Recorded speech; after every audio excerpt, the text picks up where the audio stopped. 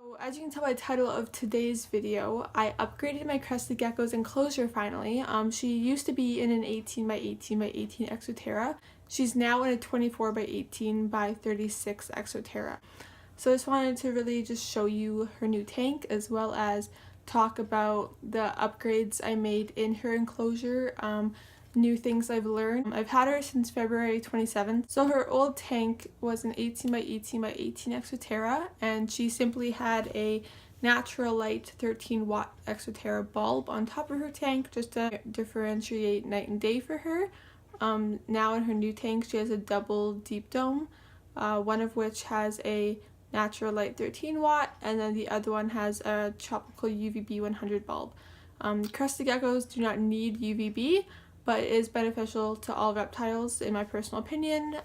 So she does get UVB during the day as well as the natural light, which does make the terrarium a bit brighter as well as obviously give her the benefits of UVB and UVA.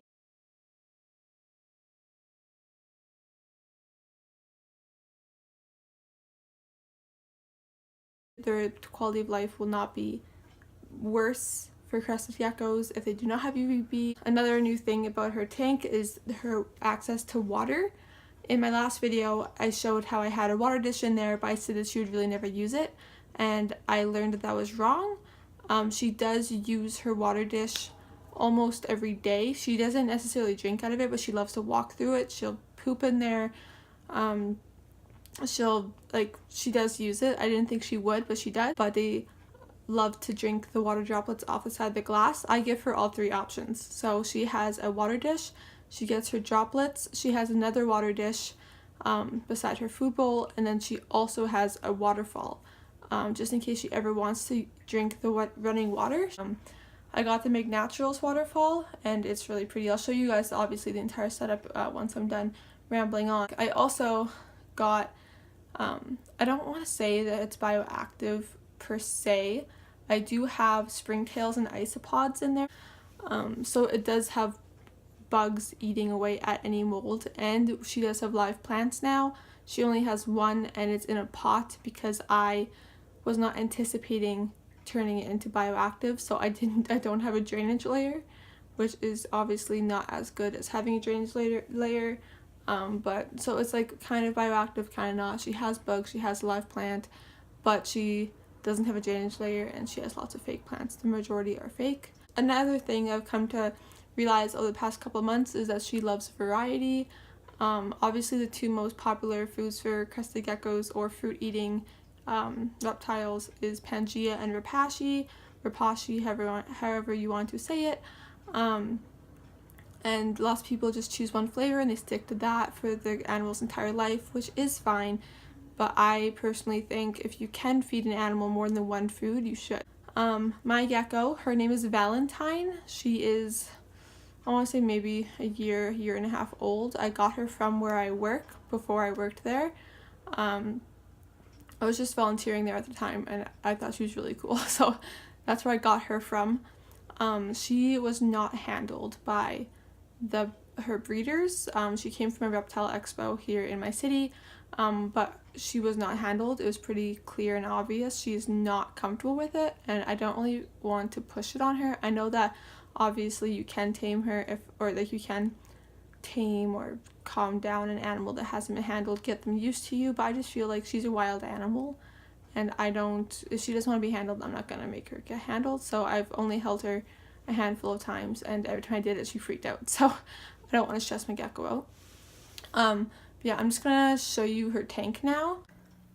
Okay, so this is her tank from the front. Obviously I can't show you the back, but this is what it looks like from a distance. As you can see, it is extremely large. Before I get into the actual tank itself, I'm just gonna show you guys what I have underneath here.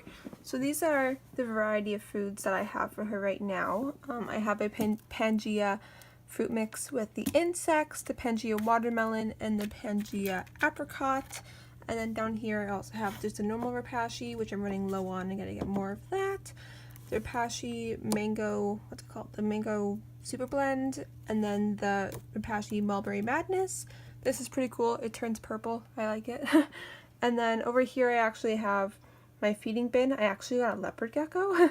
So this is his bin. I'll do a whole separate video on my leopard gecko and his setup and everything like that. And then I also have her UVB bulb, which I actually took out last night because it's getting to be winter here. Actually, it's already winter. It's January. So I took that out and I replaced it with a 25-watt Exoterra daylight bulb, the basking bulb, just to keep her temperature up a little bit. I only keep it on for about an hour or two every day so it doesn't get too hot, but just helps keep her nice and warm. And then I just have some extra feeding dishes. And then I mix up her food with chopsticks that I got from like a fast food restaurant because why not? And then I just have her spray bottle and then the bottle that holds the rest of her water. I use reverse osmosis for my gecko. It doesn't leave any watermarks. Gets the job done, totally safe for her. And then I also just have a bag of Eco Earth just in case I have to top up or anything. But yeah, so I'll show you the tank. I'm just actually point this out really quickly. So there's a black soldier fly in here. That's what phoenix worms pupate into. I guess she must have tipped over her phoenix worms one day when she was getting them, and now I have black soldier flies that like hatch every once in a while that I get to catch. It's really fun. They don't bite, not harmful, not anything. If anything, they might just be a little bit annoying. I'll catch him in a minute. But yeah, so totally non-harmful, totally fine, just kind of annoying. But yeah, so I'll show you guys, if I open up this tank, this is what it looks like. So she has, as you can see, a lot of fake vines everywhere. It actually doesn't look as nice as I'd like it to, but it's something. So starting from the bottom up, over here we have her Meg Naturals waterfall. I just have some stones in the bottom. I know she probably couldn't drown in this dish, but I just didn't want to risk it. Just have her waterfall. I actually have seen her drink out of it, drink the moving water many times, so I think it's really beneficial to her. I think she likes it, plus it's just really pretty, it makes a really nice sound. And then beside her waterfall, she has this nice little cork round. This is her live plant. It's a wandering Jew. It actually did break a little bit, so this is a broken off part, but it's been growing quite nicely. Because she really likes to hang out on this piece of cork, usually at nighttime. She's hiding back there right now, back there. And usually at nighttime when the lights go out, she'll climb down this vine and then come hang out on here, and then climb up all the walls and stuff. But yeah, so she has this little dragon head that actually came with her old tank. She really likes to sleep inside of it. This is actually an aquarium decoration. She doesn't use it really, but like it looks pretty nice in there. And she just has a little skull ornament as well as a little piece of cork to just climb across if she chooses to. And then she just has all of these vines, which she really likes to use. She hides behind them. I can actually probably show you her right now. Yeah, so that's her. She's passed out, just sleeping her day away. She's pretty chunky.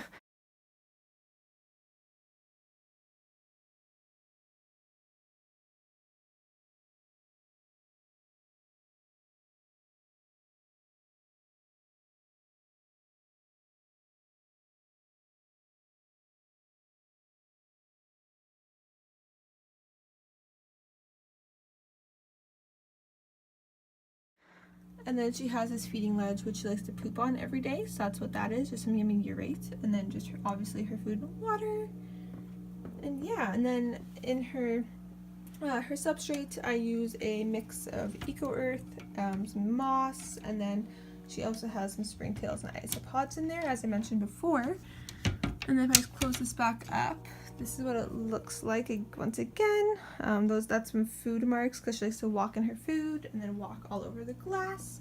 So I'll get cleaned up today. And then yes, this is just her lights, and then there's this little thermometer. So then if you take her temperature is sitting at about 74, which is a good temperature for her. Then as you go down, obviously it gets a little cooler. As long as it's in the 70s, you're okay. So like I said before, this tank is a 36 inches tall by 24 inches wide by 18 inches deep. And yeah, this is her tank. Thank you guys so much for watching. I'll see you in my next video. Bye guys.